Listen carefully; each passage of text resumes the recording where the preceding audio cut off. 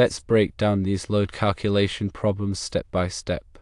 We'll start with the first question, which uses a standard method to calculate the load for a duplex. Each unit has two 8 kilowatt ranges, one 5 amp garbage disposal, one 11 amp dishwasher, one 3 kilowatt hot water tank, and one 15 kilowatt heat. There are also 5 21 amp 240 volts air conditioning units. The first step is to calculate the base load. This includes the ranges hot water tank and heat. Two ranges at 8 kilowatts each equal 16 kilowatts.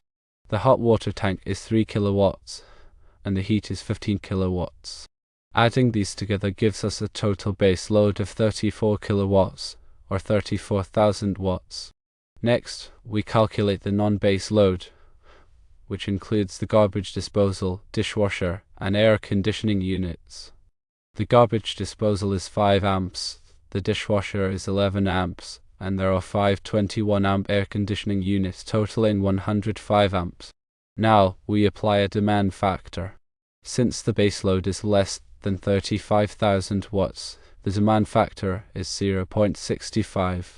Multiply the base load of 34,000 watts by 0.65, which equals 22,100 watts. Convert this to amps by dividing by 240 volts, resulting in 92.8 amps. Finally, we calculate the total load. The base load amps are 34,000 watts divided by 240 volts, which equals 141.67 amps.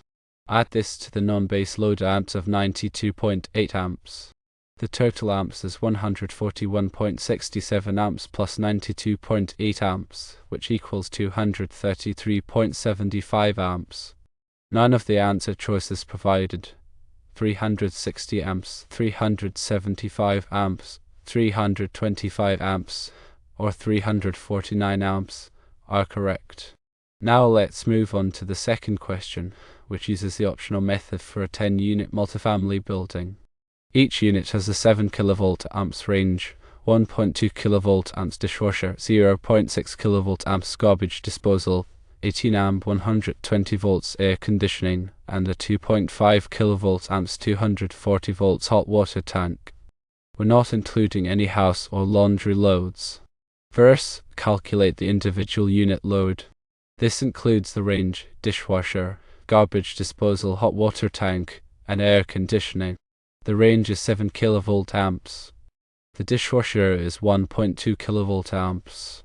The garbage disposal is 0.6 kilovolt amps. The hot water tank is 2.5 kilovolt amps. The air conditioning is 18 amps times 120 volts, which equals 2160 watts or 2.16 kilovolt amps. Add these together to get the total per unit load. 7 kilovolt amps plus 1.2 kilovolt amps plus 0.6 kilovolt amps plus 2.5 kilovolt amps plus 2.16 kilovolt amps equals 13.46 kilovolt amps. Next, calculate the total load for 10 units. Multiply the per unit load of 13.46 kilovolt amps by 10, which equals 134.6 kilovolt amps. Finally, calculate the total amps. Divide the total load of 134.6 kilovolt amps by 240 volts, which equals 560.83 amps. Again, none of the answers provided. 381 amps, 390 amps, 402 amps, or 413 amps are correct. In conclusion, both questions appear to have incorrect answer choices. The calculated results do not match any of the provided options.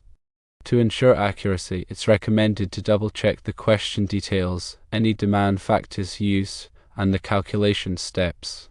If possible, consult the relevant sections of the National Electrical Code, or NEC, to verify the correct procedures and demand factors applicable to these types of loads. Remember, accurate load calculations are essential for ensuring safe and reliable electrical installations. Incorrect calculations can lead to undersized wiring and overloaded circuits, posing potential fire hazards and equipment damage. Therefore, always prioritize accuracy and consult with qualified professionals if you have any doubts. It's also crucial to understand the difference between the standard and optional calculation methods and when each method is appropriate. The standard method typically involves calculating individual loads and applying demand factors based on specific criteria outlined in the NEC. The optional method, on the other hand, often allows for a more streamlined approach, especially for dwelling units, and may involve using different demand factors or applying them to a broader range of loads. It's important to note that the specific requirements and demand factors can vary depending on the addition of the NEC and any local amendments or interpretations. Therefore, always refer to the most current version of the NEC and consult with local authorities to ensure compliance. In addition to the specific calculations discussed earlier, it's also essential to consider other factors that can affect the overall load, such as future expansion, diversity of loads, and any applicable voltage drop considerations. Future expansion refers to the potential for adding additional loads in the future, such as new appliances or equipment. Diversity of loads refers to the fact that not all loads will be operating at their maximum capacity simultaneously. Voltage drop refers to the reduction in voltage that occurs as electricity flows through conductors. Considering these factors can help you ensure that the electrical system is adequately sized to meet the present and future needs of the building or facility. Furthermore, it's important to understand the different types of loads that are typically encountered in residential and commercial electrical systems. These include lighting loads, receptacle loads, appliance loads, motor loads, heating and cooling loads, and special equipment loads. Each type of load has its own characteristics and requirements, and it's essential to account for these differences when performing load calculations. For example, lighting loads typically have a relatively constant demand, while motor loads can have a high inrush current when they start. Heating and cooling loads can vary significantly depending on the weather conditions and the efficiency of the equipment. Understanding these characteristics can help you make more informed decisions about the sizing and selection of electrical equipment and conductors. When performing load calculations, it's also important to pay attention to the units of measurement and ensure that all values are converted to the appropriate units. For example, power is typically measured in watts or kilowatts, while current is measured in amps. Voltage is measured in volts, and resistance is measured in ohms. It's essential to use consistent units throughout the calculations to avoid errors. In addition to the NEC, there are also other resources available to help with load calculations, such as textbooks, online calculators, and software programs. These resources can provide valuable guidance and assistance, especially for complex or unusual load calculations. However, it's important to remember that these resources are only tools, and they should not be used as a substitute for a thorough understanding of the NEC and the principles of electrical engineering. It's also important to stay up to date on the latest changes and updates to the NEC and other relevant standards and regulations.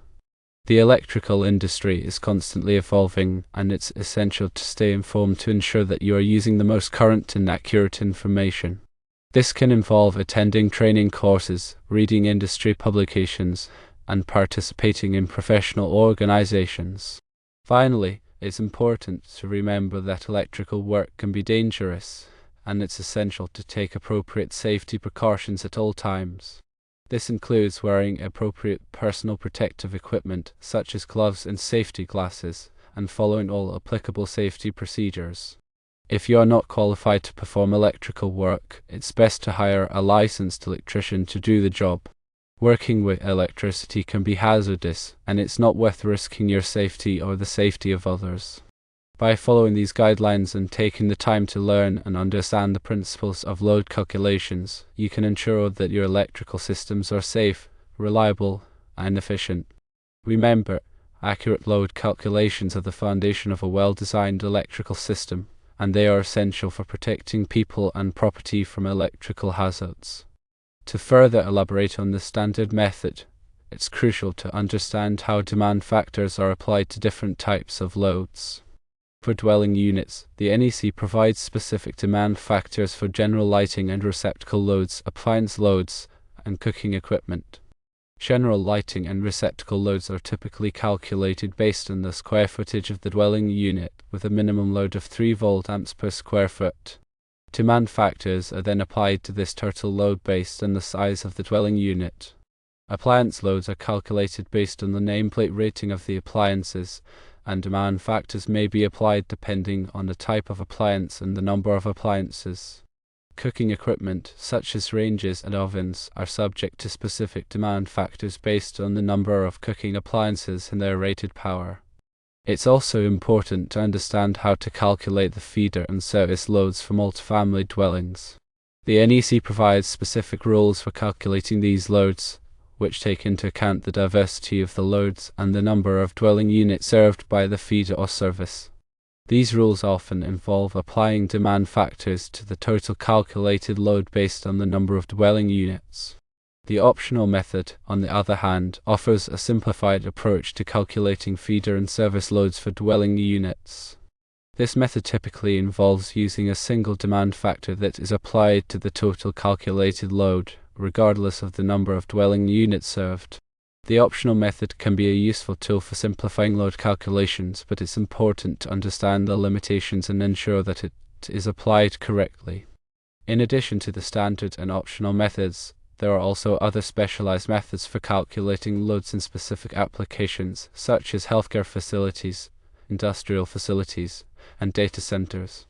These methods often involve using different demand factors or applying them to different types of loads. It's important to understand these specialized methods and apply them correctly when appropriate. When performing load calculations, it's also important to consider the impact of energy efficiency measures. Energy-efficient lighting, appliances, and equipment can significantly reduce the overall load on the electrical system. It's important to account for these energy efficiency measures when performing load calculations to ensure that the electrical system is not oversized. Oversized electrical systems can be costly and inefficient, and they can also contribute to voltage drop and other problems. In addition to the technical aspects of load calculations, it's also important to consider the legal and regulatory requirements. Electrical installations are typically subject to strict codes and regulations, and it's essential to comply with these requirements to ensure that the electrical system is safe and code compliant. These codes and regulations can vary depending on the location and the type of installation, so it's important to consult with local authorities to ensure compliance. Furthermore, it's important to maintain accurate records of all load calculations and electrical installations. These records can be valuable for future maintenance and troubleshooting, and they can also be required by local authorities for permitting and inspection purposes. Accurate record keeping is an essential part of responsible electrical system management. In conclusion, load calculations are a critical aspect of electrical system design and installation. By understanding the principles of load calculations and following the guidelines outlined in the NEC and other relevant standards and regulations, you can ensure that your electrical systems are safe, reliable, efficient, and code compliant. Remember to always prioritize accuracy, consult with qualified professionals when needed, and stay up to date on the latest changes and updates to the electrical industry. By doing so, you can contribute to the safety and reliability of electrical systems for generations to come.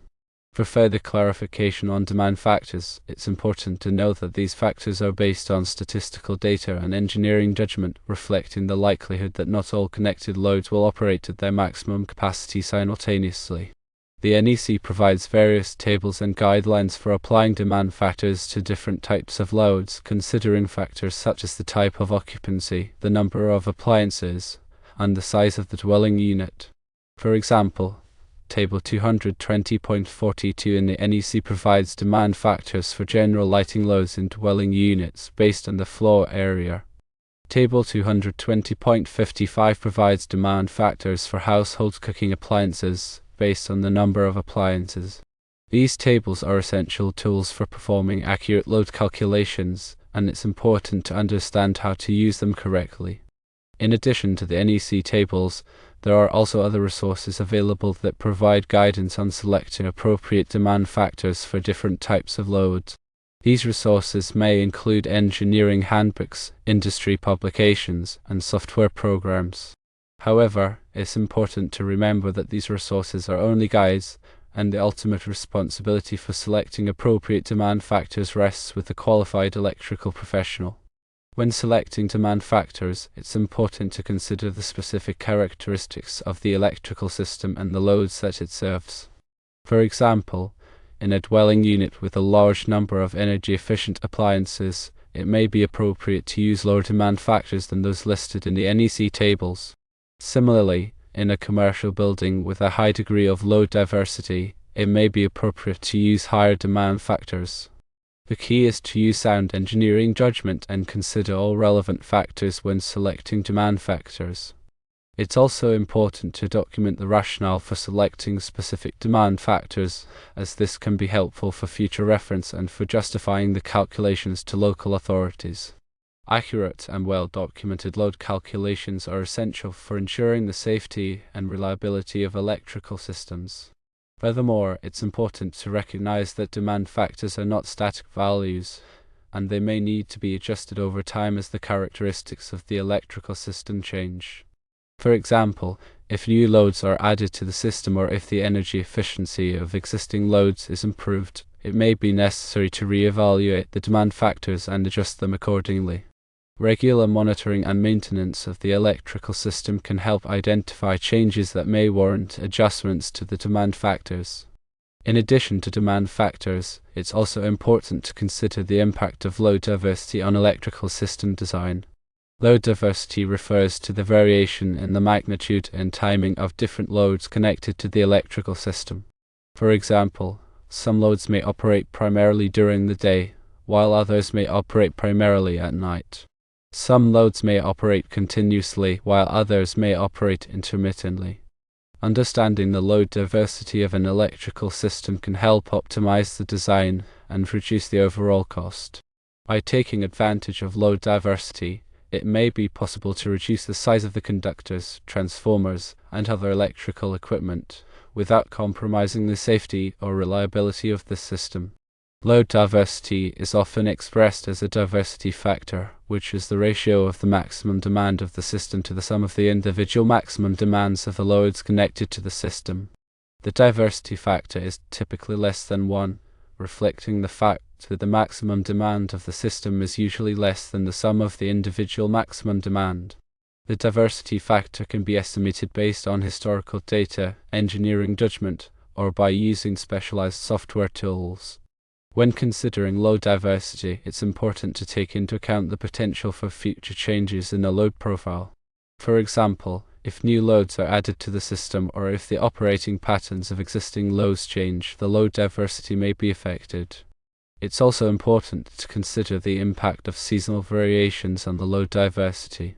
For example, in a climate with hot summers and cold winters, the load profile may vary significantly between the summer and winter months. Regular monitoring and analysis of the load profile can help identify trends and anticipate future changes in the load diversity. In conclusion, demand factors and load diversity are important concepts in electrical system design and load calculations. By understanding these concepts and applying them correctly, it's possible to optimize the design of electrical systems, reduce costs, and improve the overall safety and reliability. Remember to always use sound engineering judgment, consult with qualified professionals, and stay up to date on the latest changes and updates to the electrical industry.